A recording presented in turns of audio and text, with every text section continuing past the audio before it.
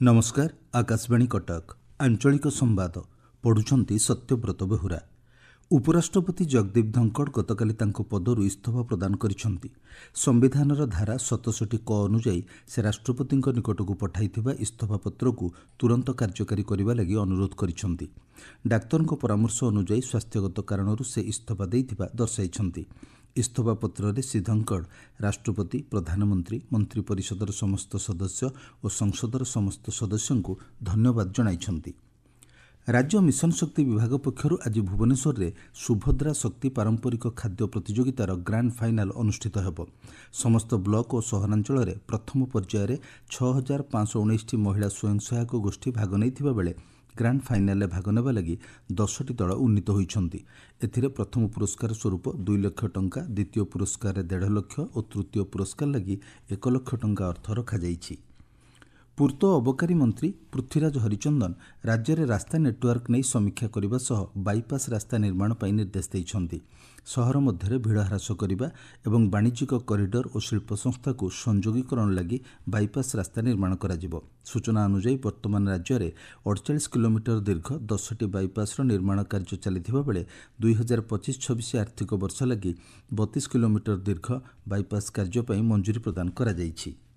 2 दिनिया ओडिशा गस्तरे आसिथिबा जातीय मानवाधिकार आयोग भुवनेश्वर राज्य अतिथि भवन में ओडिशा संपर्कित मानवाधिकार उल्लंघन अभियोगଗୁଡ଼ିकर शुणाणी करिसेंती। आयोगर अध्यक्ष जस्टिस भी रामसुब्रमण्यन, सदस्य जस्टिस डॉक्टर विद्युत रंजन षडंगी, विजया भारती सायानी और प्रियंका कानूनगो 2टी खंडपीठ माध्यम 121 मामलार शुणाणी करथिले। परे आयोगर सदस्य माने राज्य सरकार विभिन्न मानवाधिकार प्रसंग संपर्क में आलोचना करथिले। एही अवसर में मुख्य शासन सचिव मनोज आहूजा राज्यर अर्थनैतिक विकास और निरंतरता भित्तिरे सामग्रिक विकास दिगरे प्रशासन और सरकार सम्मिलित प्रयास जारी रखिछंती बोली कहिछंती। सरकारी कर्मचारी माने कर्तव्यनिष्ठ होई काम कले राज्य और देशर प्रत्येक कार्यक्रम त्वरान्वित होई परिबो बोली बाचस्पति सुरमा पाढ़ी कहिछंती। राज्य सचिवालयर नवनियुक्त उपविभागीय अधिकारी मानक सह आलोचना काल बाचस्पति श्रीमती पाढ़ी कहिछंती शासक और शासित मानक मध्यरे सुसमन्वय क्षेत्र में अधिकारी मानक भूमिका अत्यंत गुरुत्वपूर्ण। स्वच्छ सहर सर्वेक्षण में गंजाम जिलार आस्का विज्ञपित अंचल परिषद द्वितीय स्थान हासिल कर पुरस्कृत होइछि। गतकाली लोकसेवा भवन में आस्का विधायक सरोज कुमार पाढ़ी और अध्यक्षा विनीता स्वाई मुख्यमंत्री मोहन चरण माझी निकट में सर्टिफिकेट और ट्रॉफी प्रदर्शन करिसेंती। एही अवसर में मुख्यमंत्री अभिनंदन जणाइबा सह स्वच्छता अभियान जारी रखिबा लगी परामर्श देइछंती। नुआपड़ा जिलार दूरदूरांत अंचल में बसवास करुथिबा लोकमानंकु स्वास्थ्य सेवा जोगाइबा निमंते मुख्यमंत्री वायु स्वास्थ्य सेवा योजना रे कटक एससीबीर एक 6 जणिया विशेषज्ञ डाक्तरी दल नुआपड़ा जिला सदर महकुमा हस्पिटाल पहुंची। आसंता 24 तारिख पर्यंत संपृक्त डाक्तर माने स्वास्थ्य सेवा जोगाइदेबे। एथिपाई 632 जन रोगी तालिकाभुक्त होइथिबा जणापड़िछि।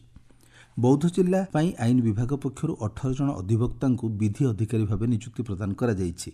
संपृक्त अधिकारी माने ओडिशा आईन अधिकार नियम अनुଯାयी परवर्ती आदेश पर्यंत कार्य करेंगे। अन्य पक्षरे अधिवक्ता प्रसन्न कुमार प्रधान को पोस्को आईन अनुଯାयी स्वतंत्र सरकारी अभियोजक भाव नियुक्ति प्रदान करा जाइछि। ढेंकानाल जिलापाल कार्यालय में जिले आईन श्रृंखला परिचालना संपर्कित समीक्षा बैठक अनुष्ठित हो जाइछि। जिलापाल एवं आरक्षी अधीक्षक प्रमुख जिले में अपराधिक कार्य को नियंत्रण करने लगी शिक्षानुष्ठान गुड़िकर व्यापक सचेतनता सृष्टि लगी परामर्श देइछंती।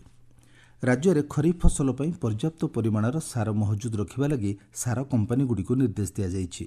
सार जोगाण स्थितिर समीक्षा करी कृषि और कृषक सशक्तिकरण विभागर प्रमुख शासन सचिव डॉक्टर अरविंद कुमार पाढ़ी भुवनेश्वर कृषि भवन सम्मिलनी कक्षरे खरीफ ऋतु आरंभ में विभिन्न विभाग तरफ सार जोगाई देबा लगी पदक्षेप नियाजाउथिबा कहिछंती। राज्य में प्राय 58 लाख हेक्टर अधिक जमी में खरीफ फसल योजना रहितिबा से कहिछंती। गंजाम जिला आईन सेवा प्राधिकरण पक्षर जेजे आईन एवं बाध्यतामूलक शिक्षा अधिकार आईन उपरे एक सचेतनता कार्यक्रम अनुष्ठित हो जाइछि। जिला आईन सेवा प्राधिकरण अध्यक्षा डॉक्टर भाग्यलक्ष्मी रथ और अतिरिक्त जिला जज ज्ञानेन्द्र कुमार बारिक प्रमुख जोगदे एथिरे बाध्यतामूलक शिक्षा अधिकार आईन उपरे आलोचना करथिले।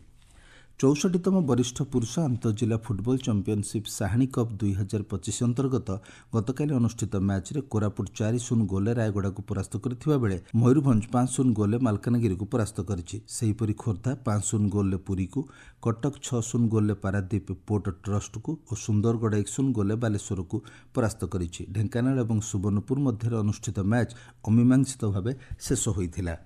ଆଞ୍ଚଳିକ ସମ୍ବାଦ ବର୍ତ୍ତମାନ ପାଇଁ ଏତିକି। ପରବର୍ତ୍ତୀ ଆଞ୍ଚଳିକ ସମ୍ବାଦ ଶୁଣିପାରିବେ ଅପରାହ୍ନ 2ଟା 32 ମିନିଟ୍ରେ।